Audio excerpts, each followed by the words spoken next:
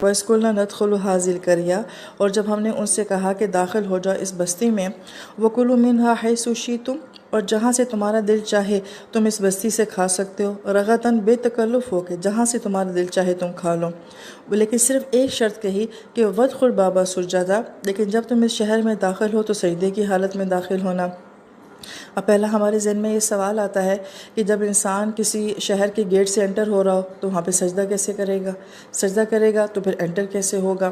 تو مفسر کرام یہ فرماتے ہیں کہ اس کا مطلب ہے کہ جن سواریوں پہ بھی یہ سوار ہو کے اس شہر میں داخل ہوں گے تو بڑے عاجزانہ انداز میں داخل ہوں، جھک کے داخل ہوں، سر جھکے ہوئے ہوں، فخر نہ ہو، سینے چوڑے نہ ہوں، اس طرح سے عاجزی کی کیفیت سے داخل ہونا۔ اور انسان کی سب سے زیادہ عاجزی کی کیفیت کب ہوتی ہے؟ جب وہ سجدے کی حالت میں ہوتا ہے۔ تو گویا کہ اس عاجزی کی کیفیت کو جو ہے وہ سجدے کے ساتھ بیان کیا ہے۔ وَقُولُوا حِطَّةٌ، اور پھر یہاں پہ تم نے کیا کہنا ہے؟ زبان سے یہ کہنا ہے کہ اللہ تعالیٰ ہمیں معاف کر دے، نغفر لکم خطایاکم، تو ہم تمہاری ساری خطائیں جو ہیں وہ معاف کر دیں گے۔ اس آیت مبارکہ کا مزاج سمجھنا چاہیے کہ اس شہر میں داخل ہونا اللہ تعالیٰ کی بہت بڑی نعمت اور احسان تھا ان کے اوپر۔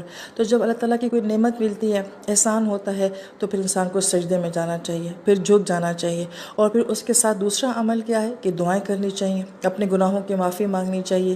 یعنی کہ جب کبھی انسان کو زندگی میں کامیابی ملے اور کسی انسان کو بلندی کا مقام ملے تو وہاں پہ جھک جائے اور اللہ سے دعائیں کرے، اور دعائیں بھی کیا کہ اللہ تعالیٰ میں اس قابل نہیں ہوں، مجھے معاف کر دے۔ اس قوم کو بھی یہی کہا جا رہا تھا کہ تمہیں اللہ پاک کی طرف سے اتنی بڑی نعمت مل رہی ہے تو یہ دو کیفیات ہوں، سجدے والی کیفیات ہوں اور دعاؤں والی کیفیات ہوں۔ وَسَنَزِيدُ الْمُحْسِنِينَ، اور ہم زیادہ کرتے رہتے ہیں محسنین کے لیے۔ اب یہ نزید کا جو صیغہ، یہ مضارع کا صیغہ ہے کہ اللہ تعالیٰ مسلسل جو ہے انسان کے لیے اپنی نعمتوں میں اضافہ کرتے رہتے ہیں، مگر کن کے لیے؟ محسنین کے لیے۔ 3 درجے قرآن پاک پہ بیان ہوتے ہیں: اسلام کا درجہ، ایمان کا درجہ، احسان کا درجہ۔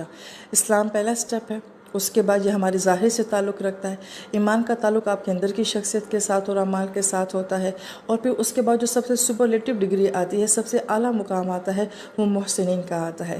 لہذا جو احسان کے درجے پہ جا کے نیک عمل کرتے ہیں، اللہ ان کی نعمتوں میں مسلسل اضافہ کرتے رہتے ہیں۔